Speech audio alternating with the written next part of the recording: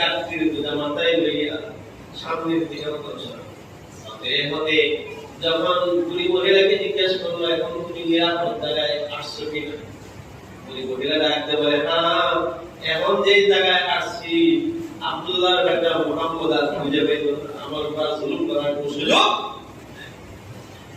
আল্লাহর নবী দু জাহানের বাদশা রাহমাতুল লিল আলামিন ডাকতে বলে বুড়ি মা গো তুমি যে আব্দুল্লাহর বেটা মুহাম্মদের উপরে এত রাগ এত গুসা এত অভিমান, তুমি আব্দুল্লাহর বেটা মুহাম্মদকে তুমি জীবনে কখনো দেখেছো? সুবহানাল্লাহ।